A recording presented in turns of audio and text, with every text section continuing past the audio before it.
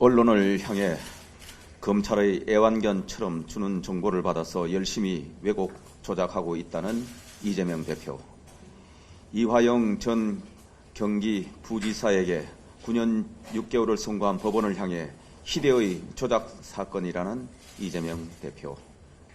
친명 인사인 원내대변인은 애완견은 언론 비하, 망언 따위 반응이 나올 일이 아니라고 옹호하고, 친명 양문석 의원은 언론을 기레기라고까지 합니다. 민주당 법사위원장 정청래 의원은 이재명 재판부 판사를 비하하고 나섰습니다. 이 모습이 민주당이 장악한 대한민국 국회의 현주소입니다. 이재명으로 시작해 이재명으로 끝나는 민주당의 실태입니다. 언론을 향해 검찰의 애완견처럼 주는 정보를 받아서 열심히 왜곡 조작하고 있다는 이재명 대표. 이화영 전 경기 부지사에게 9년 6개월을 선고한 법원을 향해 희대의 조작 사건이라는 이재명 대표. 이재명 발언을 옹호하기 위해 민주당 친명계 의원들이 나서고, 이재명 방탄을 위해 민주당 법사위가 나서고 있습니다. 이게 정상적인 국회의 모습이고 정상적인 공당이라고 부를 수 있겠습니까?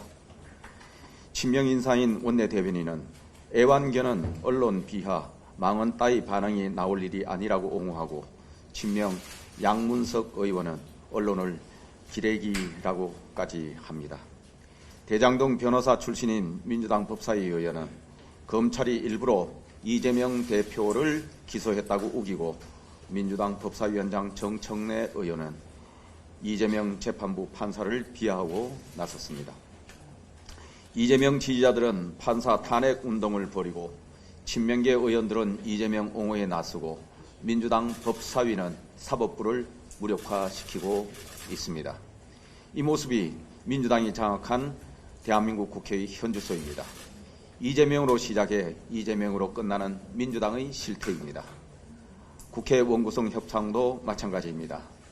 이재명 대표의 지침대로 움직이는 민주당을 상대로 한 걸음도 나가지 못하고 있습니다. 대장동, 선거법 위반, 위정교사 문제로 이미 3개의 재판을 받고 있는 도중에 제3자 뇌물 혐의까지 기소되어 대북 송금 재판까지 추가되니 이재명 대표와 친명계 의원들은 진실이 드러날까 두려워 감정이 격해지면서 정상적인 판단력을 잃은 듯합니다. 민주당이 언론에 재갈을 물리는 언론중재법을 밀어붙이는 것만 보아도 언론에 대한 오래된 반감을 알 수 있습니다. 그렇더라도 검찰 애완견 발언은 국회 제1당 대표의 입에 담아서는 안 될 극언입니다. 친명계 의원들의 충성 의무도 정도껏 해야지 친명 이전에 한 명의 국회의원임을 잊어서는 안 될 것입니다. 민주당의 지금 이 모든 일련의 발언들은 재판으로 진실이 드러나고 언론의 보도로 지지율이 떨어지는 것이 두렵기 때문입니다. 또한 국회 장악과 사법부 공세로 지지율만 붙들면서 재판을 늦출 수 있다고 믿기 때문인 것으로 보입니다. 이재명 대표와 친명계 의원들은 사실과 증거로 신속한 재판을 통해 억울함을 빨리 벗으면 될 일입니다. 민주당은 반민주적 사고에 매몰되지 말고 언론을 윽박지르지 말고 정상적인 모습으로 되돌아오기를 바랍니다. 하루아침에 바뀌는 것이 민심입니다. 명심하시기 바랍니다. 저는 지난 금요일 민주당 박찬대 원내대표께 원구성 협상을 주제로 대국민 1:1 토론을 제안했습니다. 국민들께서 국회 파행의 진짜 원인이 무엇인지 정확히 아실 수 있도록 국민 앞에서 투명하게 협상하자는 취지였습니다. 하지만 3일이 지났지만 아직도 묵묵부답입니다.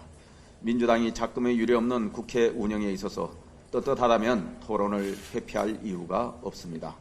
오늘이라도 당장 공개토론 제의에 응해 주시기 바랍니다. 아울러 우원식 국회의장께도 말씀드립니다. 국회의장은 의사 일정 작성권마저 패싱하고 일방적으로 국회를 운영하려는 민주당의 무례한 요구를 단호하게 거부해야 할 것입니다. 국회법에서는 국회의장은 특정 정파의 이해관계에 치우치지 않고 중립적인 입장에서 국가 국민을 위해 초당적으로 임할 것을 요구하고 있습니다. 이것이 국회법의 정신이고 법대로 하는 것입니다. 우원식 의장께서는 여야의 갈등을 중재하고 대화와 타협의 의회 정치, 협치를 복원시키는 것이 진짜 국회의장의 본분임을 명심하시고 제대로 된 국회의장의 모습을 보여주시기를 기대합니다.